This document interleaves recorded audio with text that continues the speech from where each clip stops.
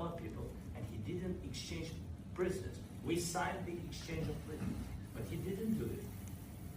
What kind of diplomacy, JD, you are speaking about? What do you mean? I'm talking about the kind of diplomacy that's going to end the destruction of your country. Yes, but if you Mr. President, with respect, I think it's disrespectful for you to come to the Oval Office and try to litigate this in front of the American media. Right now, you guys are going around and forcing conscripts to the front lines because you have manpower problems. You should be thanking the President for trying to bring it into this conflict. Have you ever been to Ukraine? Did you see what problems we have? I have been to. I've actually watched and seen the stories, and I know what happens is you bring them on a propaganda tour, Mr. President. Do you disagree that you've had problems bringing people in your military? And do you think that it's respectful to come to the Oval Office of the United States of America and attack the administration that is trying to prevent the destruction of your country? A lot of questions. Let's start from the beginning. Sure. First of all, during the war, everybody has problems, even you, but you have nice ocean and don't feel now, but you will feel it in the future. God bless. You don't know that. God bless. God bless. You will not have a war. Don't tell us what we're going to feel. We're trying to solve a problem. Don't tell us what we're going to feel. I'm not telling you. Because you're in no position to dictate that. That's exactly what you're doing. You're in no position to dictate what we're going to feel. We're going to feel very good. We're going to feel very good and very strong. You're right now not in a very good position. You've allowed yourself to be in a very bad position, and he happens to be right about it. From the very beginning of the war. You're not in a good position. You don't have the cards right now. With us, you start having cards. But right now, you don't. Yeah, you're playing cards. You're playing cards. You're gambling with the lives of millions of people. You're gambling with World War III. You're gambling with World War III.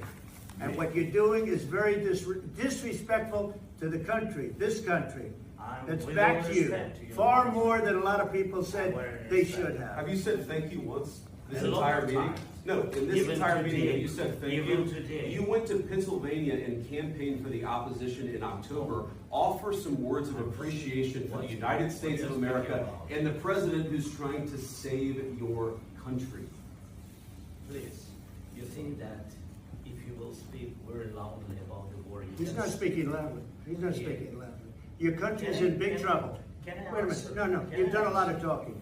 Your country is in big trouble. I know. You're not winning. You're not winning this. You have a damn good chance of coming out okay because of us. Mr. President, we are staying in our country, staying strong from the very beginning of the war. We've been alone. And we are thankful. I said thanks. You haven't been alone. You haven't been alone. We gave you, through this stupid president, $350 billion. We gave you military equipment, and your men are brave, but they had to use our military. If you didn't have our military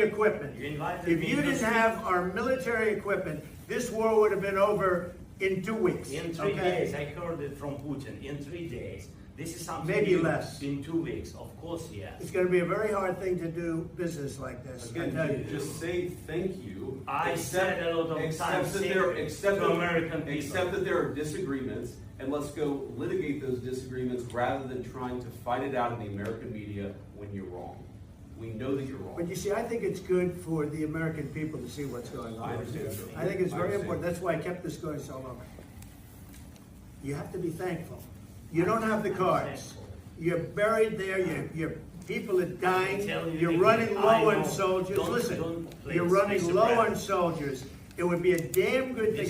And then you tell us, I don't want a ceasefire. I don't want a ceasefire. I want to go and I want this.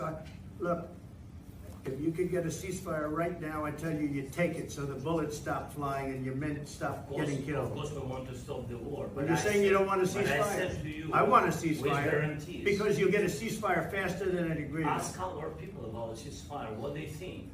That wasn't with me. That wasn't with me. That was with a guy named Biden, who was not a smart person. That was with Obama. It was your president. Excuse me. That was with Obama, who gave you sheets, and I gave you javelins. Yes. I gave you the javelins to take out all those tanks. Obama gave you sheets. In fact, the statement is Obama gave sheets and Trump gave javelins. You got to be more thankful, because let me tell you, you don't have the cards. With us, you have the cards. But without us, you don't have any cards. One more question.